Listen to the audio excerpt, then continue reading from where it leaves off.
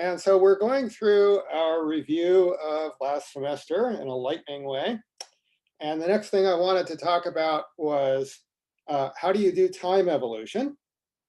And so later in the semester, we're going to spend a lot of time talking about what happens if the Hamiltonian depends on time.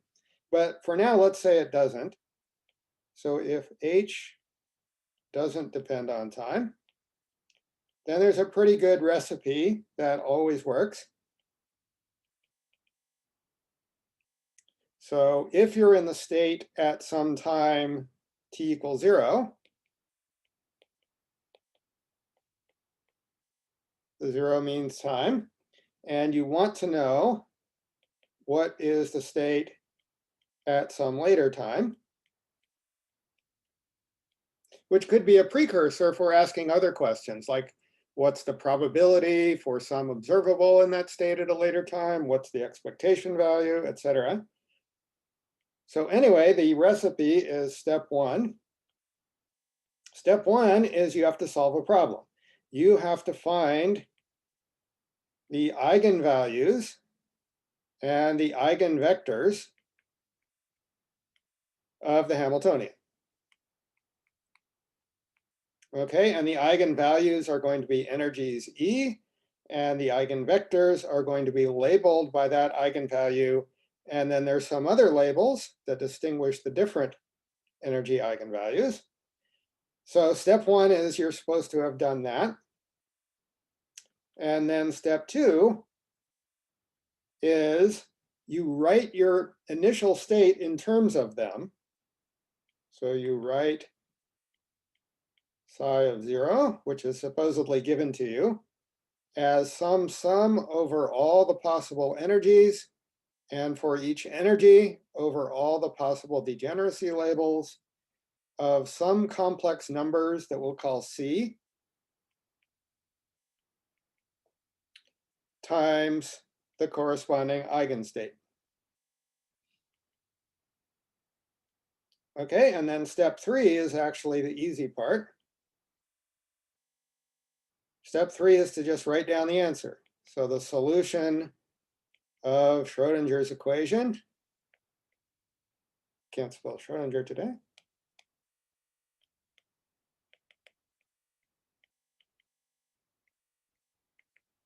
is just you write down the same initial state, except for every term in the sum,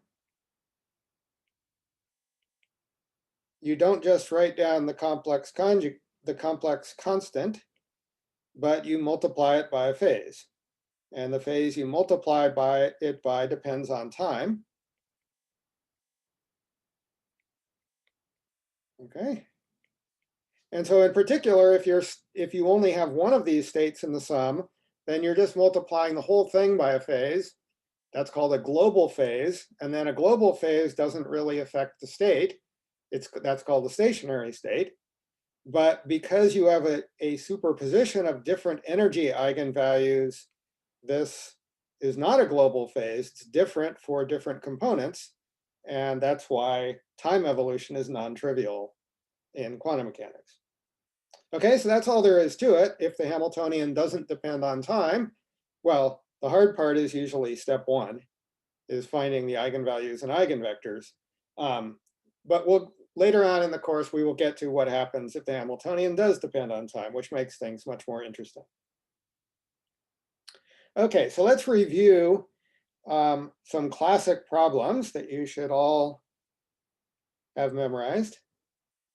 Or if not memorized, at least remember where to find them. And remember the general ideas behind them. So one classic problem is the particle in a box.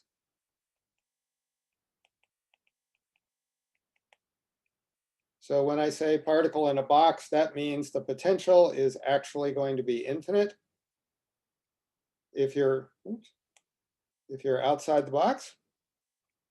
So if we draw the potential as a function of position, I'm going to put L over 2 here and minus L over 2 here. This is X. That way the width of the box is L. And then I draw vertical lines here that are supposed to represent the walls of the box. The shaded regions have v equals infinity. Okay, and so you're stuck inside the box.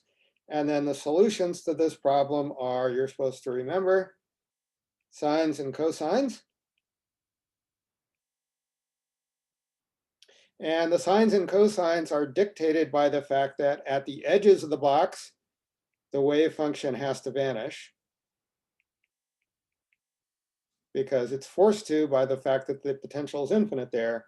And so then you can work out that you're getting cosines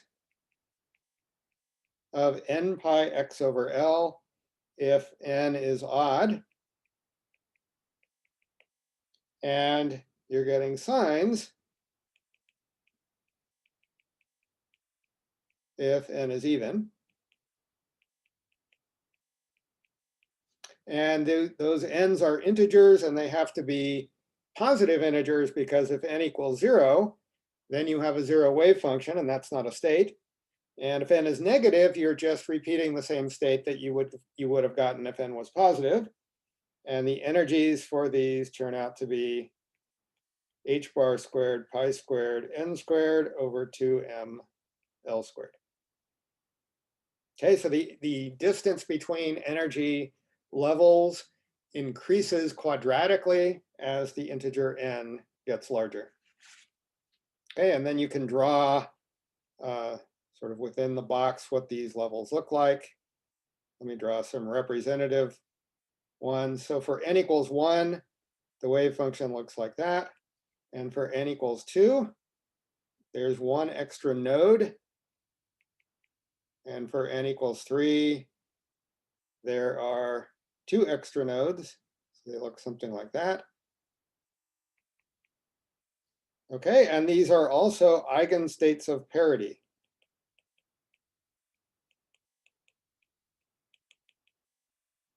Okay, so in fact, the parity of a state with level n is equal to -1 to the n plus 1 is the parity eigenvalue.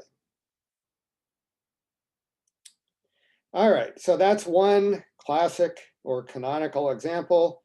A second one is a cousin of that, which is the particle in a square well. There, the exact answers are harder to write down because they are related to the solution of transcendental equations, because now our potential is a finite thing when you're outside. And so I'm not going to write down the solutions, because after all, I can't. They're solutions of transcendental equations. So I'll write that down. Energies equals solutions to transcendentals. Transcendental equation means that you cannot solve it with algebraic methods. You can solve it numerically, or you can solve it graphically. Okay, but then the picture of the wave function will look for n equals 1, something like this. And for n equals 2, the thing to remember is that you just get an extra node. And so the solution looks like that. Oops, did that wrong.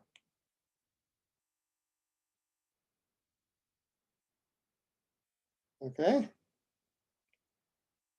And so inside the box, these are trigonometric functions. Outside, where the potential is higher, they're exponentials. These are for the bound states. And then you have to stitch them together by matching the wave function and the first derivative of the wave function. For the particle in a box with infinite potential, we don't have to worry about the derivative of the wave function. We just match the wave function, and that's enough to solve for these states. Okay, the third classic example, maybe the most important one, is the harmonic oscillator. So if you do quantum field theory, you're basically doing an infinite number of coupled harmonic oscillators. For this, the Hamiltonian looks like p squared over 2m plus 1/2 m omega squared x squared. Okay, and the eigenstates of energy are labeled by integers. So n here turns out to be a non-negative integer, so this time 0 is allowed. And then n equals 0, you just remember, is not the null ket.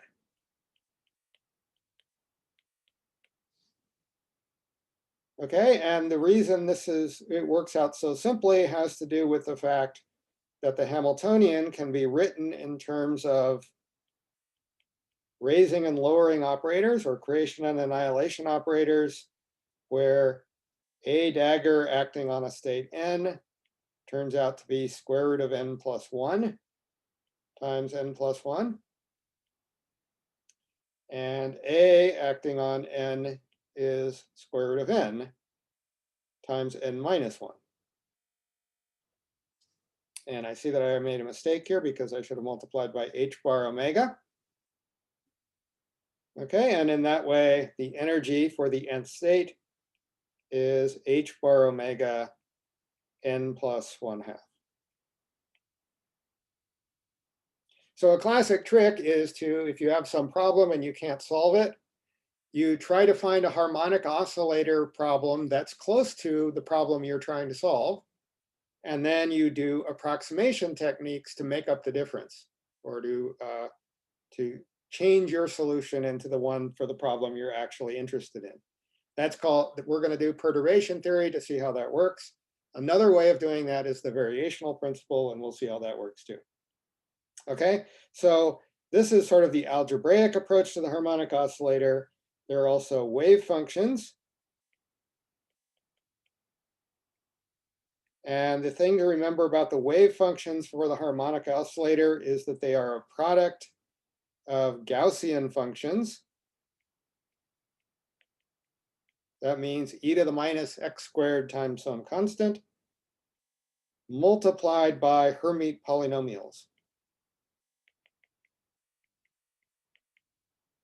So when we solve the differential equation, the whole strategy for solving differential equations generically, not just in the harmonic oscillator, is to do some change of variables and extract some function from the wave function you're trying to find in such a way that the thing remaining to find is a polynomial. It sort of always works out that way. And the polynomials in this case turn out to be what's called Hermite polynomials. Okay, and so for example, for the ground state, which looks like this, there's some constant that you can get by requiring the state to be normalized, which turns out to be the mass times the angular frequency over pi h bar to the 1/4 power. And then there's a Gaussian function, and the constant turns out to be this. And then there's a Hermite polynomial, which for the ground state is fortunately just 1. Okay, so that's it for our lightning review of the harmonic oscillator. The fourth classic example that we're going to use a lot is the hydrogen atom. So let's remember what those look like, those solutions look like. First of all, the Hamiltonian is the usual kinetic term. This time I'm going to call the mass of the electron, because that's what it is. And the potential is z times e squared over r. We use capital letters in this course for operators. So here r is the radial coordinate operator. And z is 1 for hydrogen. But it's useful to keep it general because later we're going to be applying the same Hamiltonian when it isn't hydrogen, when it's some heavier element. Okay, so that's the hydrogen atom Hamiltonian. And then we did a long derivation of the stationary states and their energies. Okay, and it turns out, first of all, these are bound states we're finding, so the energies are negative. It's telling you it's a bound state. And it turns out they're proportional to the charge to the fourth power times the mass divided by 2h bar squared. It's also proportional to z squared. Okay, so if you increase z, you're making this thing more deeply bound. So you might think it just goes proportional to z, but then there's the fact that the more deeply bound you make the state, the closer the electron gets to the attractive nuclear charge. And so it actually goes like z squared. And then it's 1 over n squared, where n is the principal quantum number.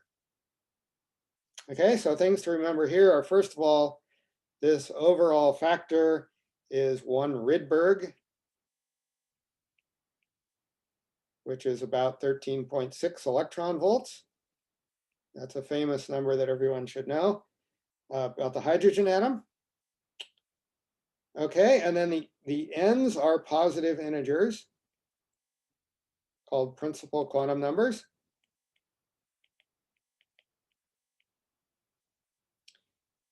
For each n, there's an L, which is the angular momentum quantum number, and that can be anything up to n minus 1.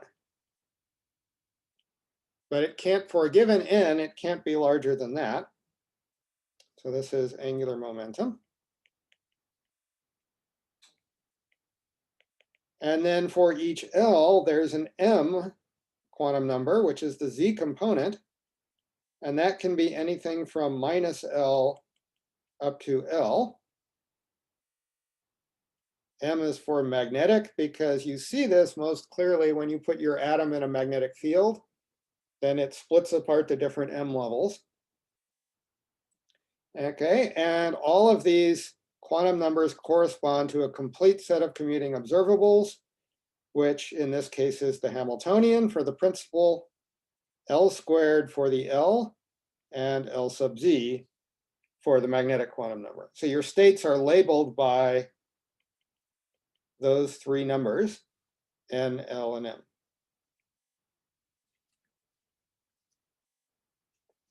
Okay, and more specifically, if I act with my Hamiltonian on a state NLM, I get back the energy that I'd written above times NLM. If I act with L squared, the key thing to remember is it's h bar squared times not little l squared, but little l times little l plus 1. Classic mistake is to write little l squared there instead. Don't do that. And then L sub z. Of course, the other classic mistake is to forget the h bar. Okay, but that's what L sub z does. So that's just enumerating the states. We also want to know what the wave functions are. And the key thing there is that the wave functions can be written as a product of two factors. So first of all, we label them by the same numbers NLM, but they are functions of r, theta, and phi in spherical coordinates. And the r part turns out not to depend on m. Okay, so it only depends on n and l. And the theta and phi part turns out not to depend on r. So that's convenient. Okay, this is the angular momentum or spherical harmonic part. And we wrote down the first few of those and studied some of their properties. We will come back to study them some more. This is the radial part.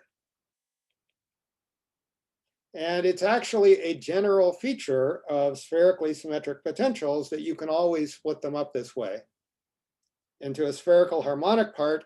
So once you've learned that for one problem, in this case, the hydrogen atom, you know it for every problem.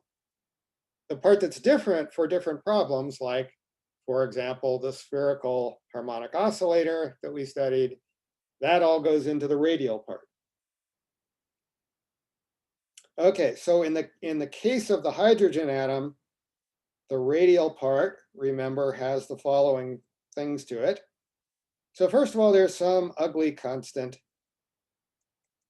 that you just put there to normalize things.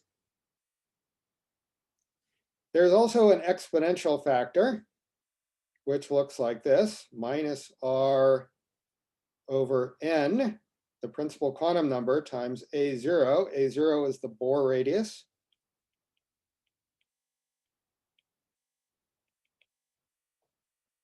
Okay, there's a factor of r over n A0 to the nth power.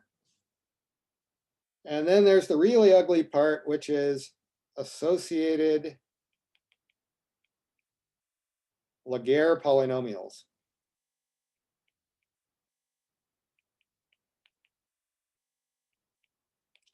Which nobody can ever remember what they are, but you know where to look them up.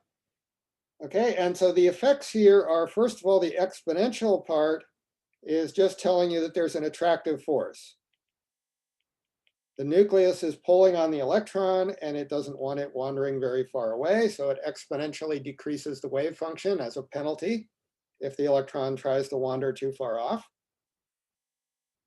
But then counteracting that, there's the centrifugal effect,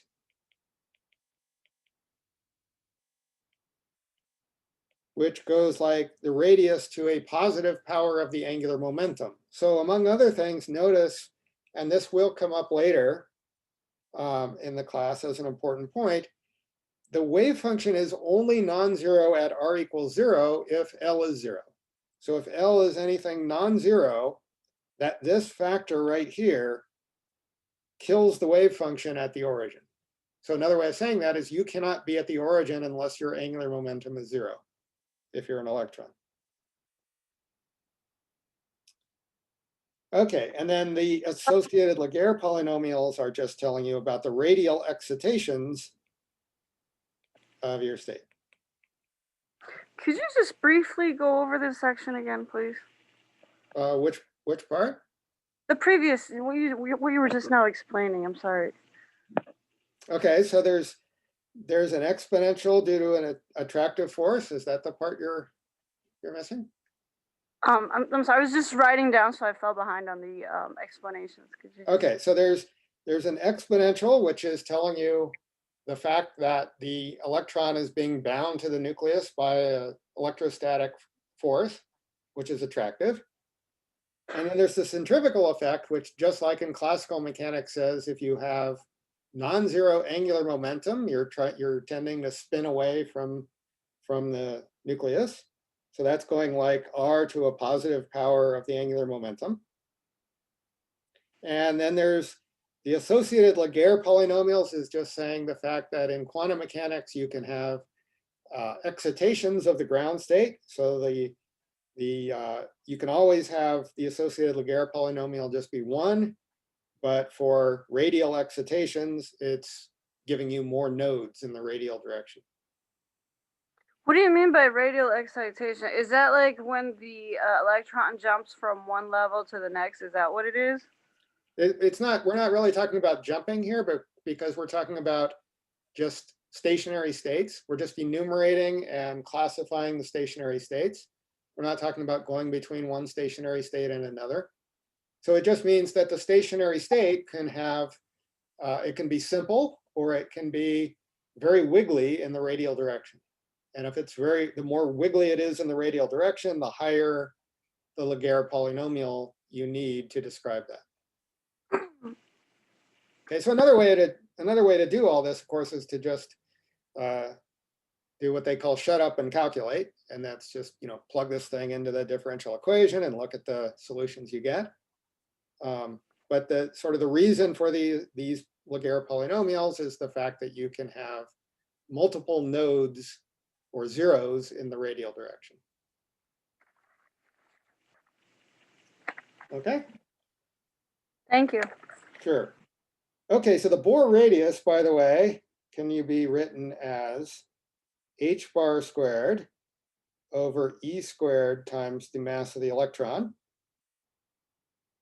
Okay, so notice something about that. If I take h bar goes to 0, I'm taking the classical limit, which is saying there's nothing to prevent the electron from just going all the way to 0, going right on top of the proton. And so the only reason that hydrogen atoms have a finite non-zero size is because h bar is not 0. It's a quantum effect. Okay, and also if I take the mass of the electron to be very, very large, then it's in the denominator. That's saying a very, very heavy electron is not going to be found very far from the nucleus either. It's too heavy to escape. Okay, and likewise for E, if E is very large, that's saying you're very strongly attracted to the nucleus if you're an electron. And so that's why this factor is also telling you for large E, the Bohr radius is going to be very small. So if you forget these formulas, you can just reconstruct them from arguments in that way. And then numerically, this turns out to be 5.3 times 10 to the minus 11 meters. And then there's all different ways to rewrite these constants. One Rydberg, I wrote what that was above. But another way, and often this is a more useful way to write it, is that it's E squared over twice the Bohr radius.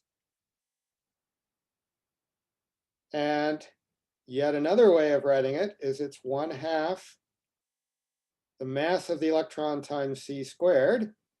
So the mass of the electron times c squared is what Einstein would tell us is the rest mass of the electron if it were just minding its own business and not in a hydrogen atom. And then there's a factor of alpha squared, right, where alpha is the fine structure constant, which happens to be E squared over h bar times the speed of light.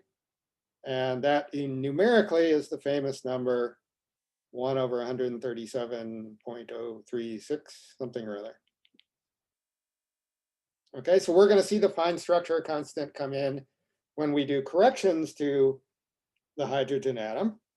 So let's write down the ground state wave function. It's a good thing to remember. So the ground state wave function is just what you get when you plug in n equals 1, and that forces L and M to be 0. Okay, and then it's got no theta and phi dependence. It's got a constant, which turns out to be 1 over the square root of pi times the Bohr radius cubed. And then it's got an exponential factor. Okay, and so the ground state is relatively simple in that way. Another useful thing to remember is the degeneracy of a general state. So let's say I have a state at level n. Its degeneracy is given by, so the way to do it is you sum over all the L's that you can have, which is 0, remember, up to n minus 1. And then you sum over all the M's that you can have, which is minus L to L of, we're going to sum up 1 because we're just counting each state. So that gives us 2L plus 1. And then we're summing up those 2L plus 1s, and that turns out to be n squared. Okay, so n squared is the degeneracy of the level n of the hydrogen atom. But actually, that's not quite right, because then there's spin. And the electron has spin, which can be either up or down in any with any choice of coordinates. But there's also a proton spin that we didn't talk about last semester, but we will this semester. So each of those gives you a factor of 2. So this is electron spin. And this is proton spin. And so the total degeneracy of level n is 4n squared. Professor? Yes. Forgive me for my lack of memory. Why was that equal to n squared? So it's just the arithmetic fact that when you sum up the odd integers, you get n squared. So there's nothing physics about it. It's just you can try it for n equals 1, n equals 2, etc. Okay, thank you. Sure. And those are all odd? Well, you're summing up 2l plus 1. Okay. So that's why you're summing up the first n odd integers.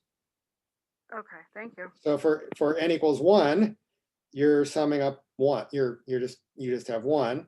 For n equals 2, it's 1 plus 3, which is 4. For n equals 3, it's 1 plus 3 plus 5. Right? So that's 9. So it works. Thank you. Sure. Okay, so you have 4 n squared states at level n.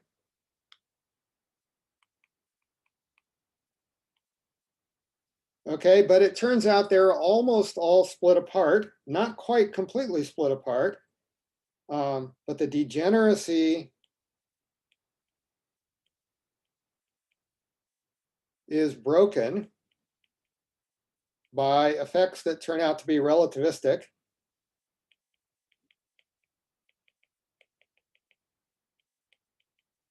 And those go by the name of fine structure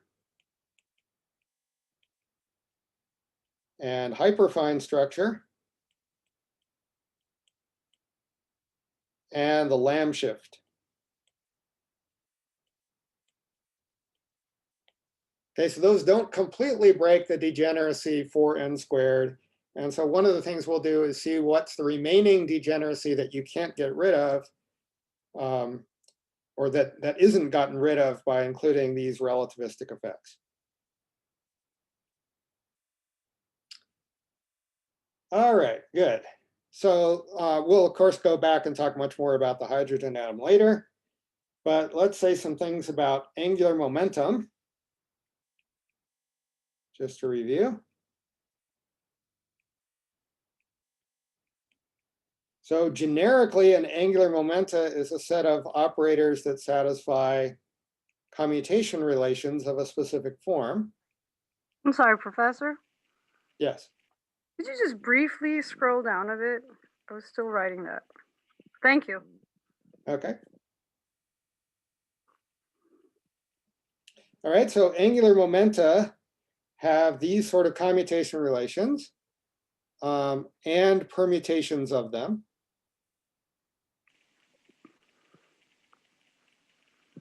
Meaning you can do jy with jz, and then you get I h bar jx.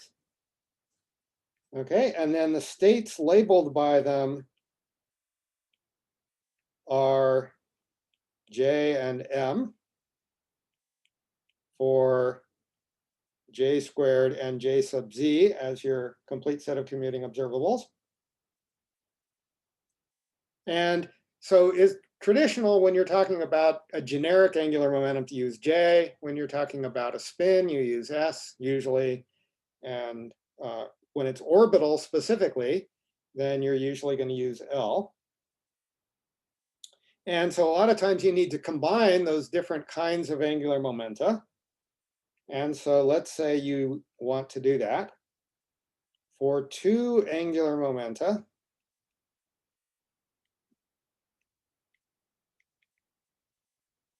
Then your complete set of commuting observables, it's supposed to be a C, is one of them squared and its Z component, and the other one squared and its Z component. Okay, and so this one carries a label that we'll call J1. This one is M1. This is J2. And this is M2. And so that gives rise to what's called the product orthobasis, the product basis.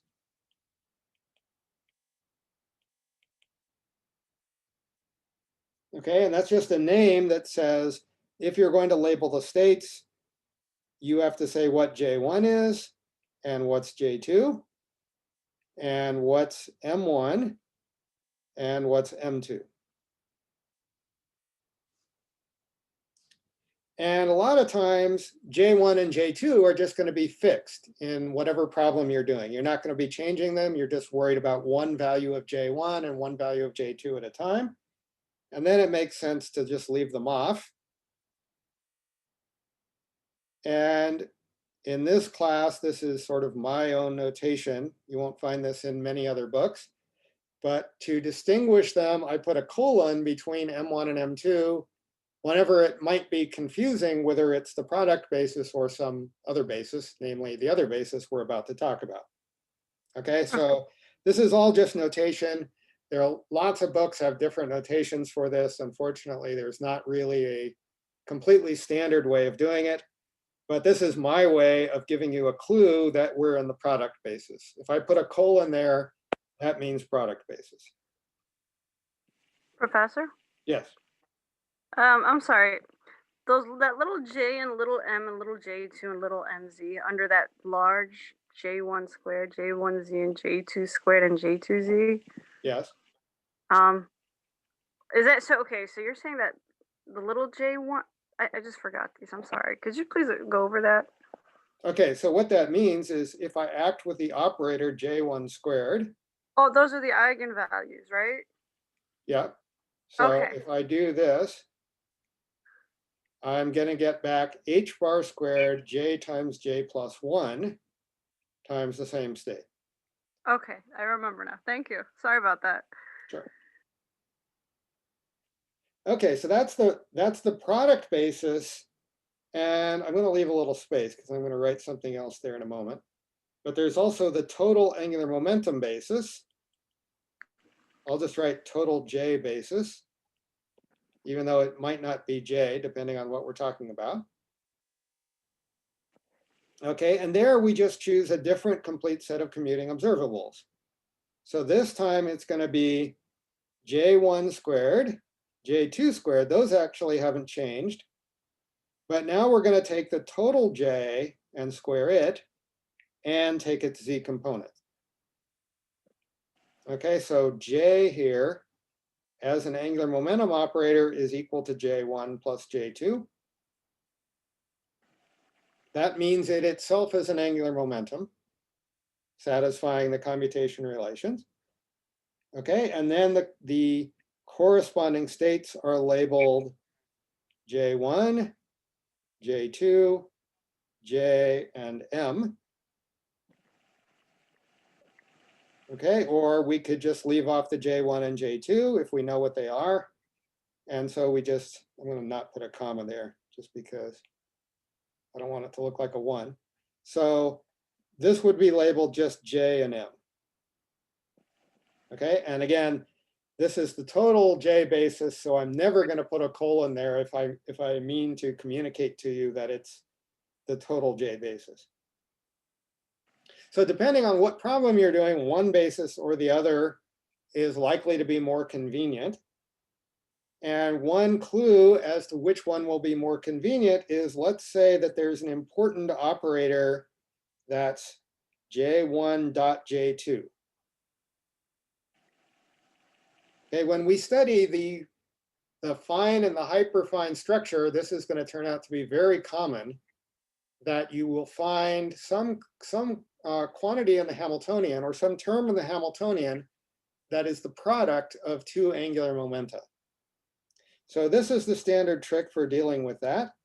You write it as 1/2 J squared minus J1 squared minus J2 squared.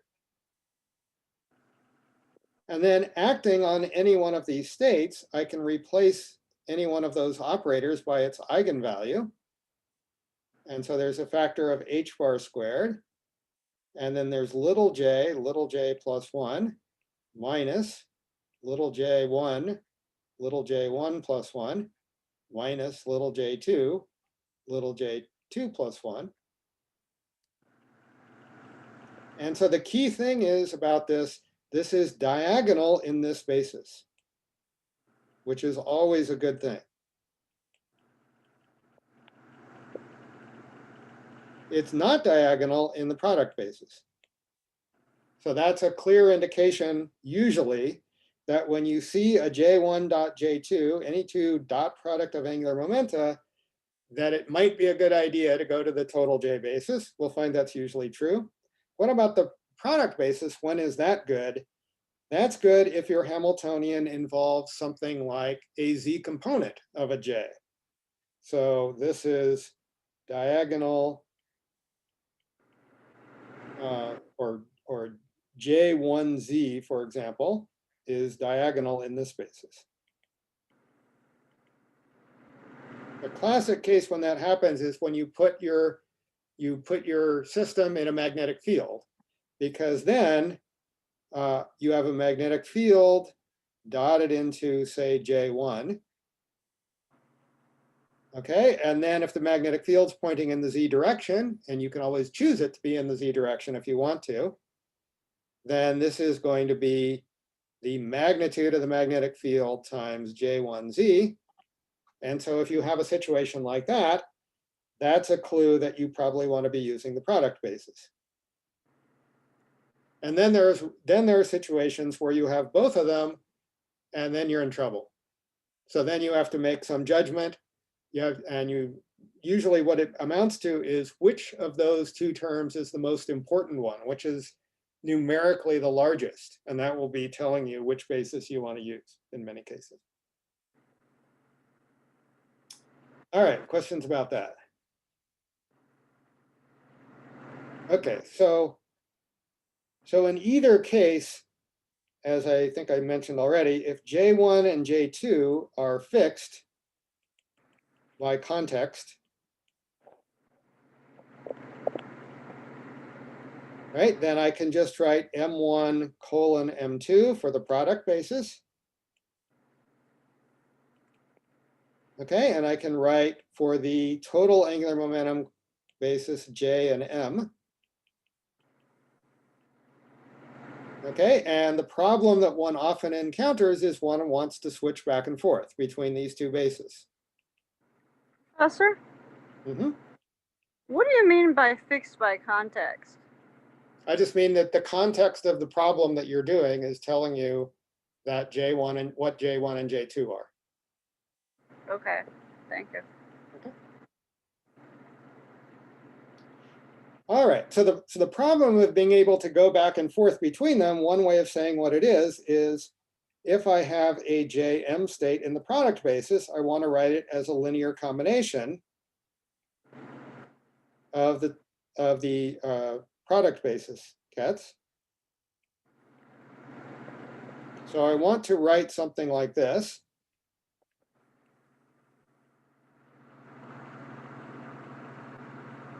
Okay, and these numbers here are the things one wants to know. Those are called Clebsch-Gordon coefficients.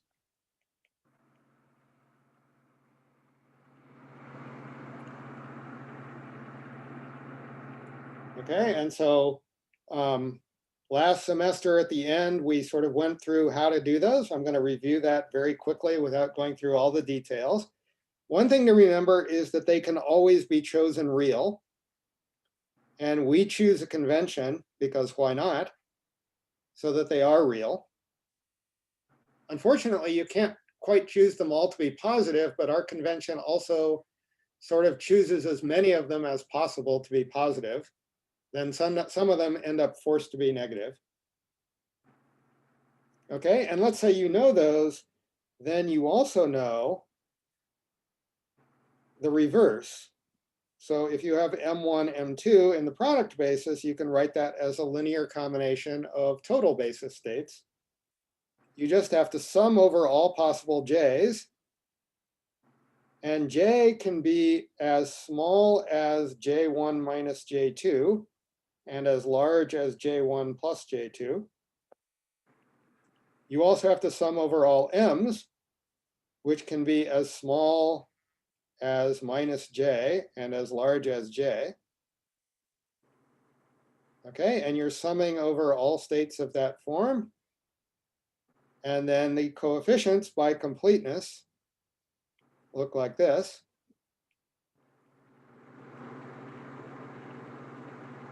And so if you believe the claim that these can all be chosen real, which we actually proved last semester, then these are the same coefficients, because when I change this to that, I'm taking the complex conjugate, but they're real. So these are the same Clebsch-Gordon coefficients. That's nice. No matter which way you're going, you just need the same set of numbers. And so the problem is to find the Clebsch-Gordon coefficients, or to find where you can look them up in a table. And here's the strategy for doing that. So you start with one state, which would be J1, J2. So when I write this with the colons, what I mean is that this is M1 and this is M2. So that's the largest they can possibly be. That means that's equal to the state in the total basis, J1 plus J2, J1 plus J2. So all that means is we're looking at the unique state that we get by taking the magnetic quantum numbers to be as large as they can possibly be. That's what makes this a unique state and makes it easier to write this down. So the first J1 plus J2 is your J number, and the second one is your total magnetic quantum number eigenvalue. Okay, so that one's sort of easy because it's the only thing that can maximize the quantum numbers. And now the idea is to construct all the other states by just acting with this magic operator called J minus, which can be written as J1 minus plus J2 minus. And this is a lowering operator for angular momentum. Not to be confused with the lowering operator for harmonic oscillators, although they have some similarities. And so generically what this operator does, here's a useful formula that says J minus acting on a state Jm is going to, I'm going to leave a lot of space here and write Jm minus 1. So it lowers the magnetic quantum number by 1 unit. And then the stuff that goes in the space is H bar, and I always can't remember where the pluses and minuses go, but one way of writing it is it's J plus M, J minus M plus 1. There's a different way of writing that because that's the factorized version. It also looks like this, J times J plus 1 minus M times M minus 1. So again, I can never remember where the plus ones and minuses go. But anyway, that's how you lower M. And then you can apply that either to J minus itself or to J1 minus or to J2 minus. It has exactly the same form because they're all angular momentum quantum numbers. Okay, and then you can do the same thing with J plus, which does the opposite. It's just got a different configuration of plus ones and minus ones and so on. So it looks like that, where this is also equal to J times J plus 1 minus M times M plus 1. And then it gives you back a state with M increased by 1. So this erases M.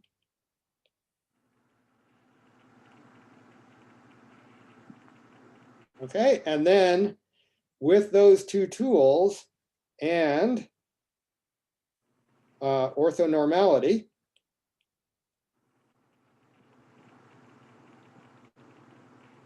you can, it turns out, find all of the states or all of the Clebsch-Gordon coefficients, which is the same thing.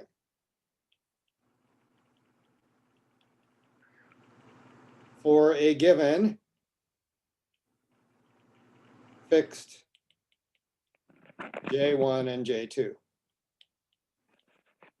Now, in a more complicated problem, maybe J1 and J2 aren't fixed. Maybe you have more than one J1 and J2. Well, that's tough. That means you have to sort of redo this for each different pair of J1, J2. But the the moral of the story is you can always go back and forth between the product basis and the total angular momentum basis. And in that way, you have tools that will allow you to solve problems involving different Hamiltonians where different terms, either dot products of angular momenta or angular momenta dotted into magnetic fields or dotted into other things, where any one of those things are important. Okay, so we're out of time for today. Next time, I will say a little bit more about this problem of Clebsch-Gordon coefficients. And then we will start delving into new material next time, which will be stationary state perturbation theory. And that's chapter 10 in the notes. All right, so that's it for today. Are there any questions having to do with the lecture?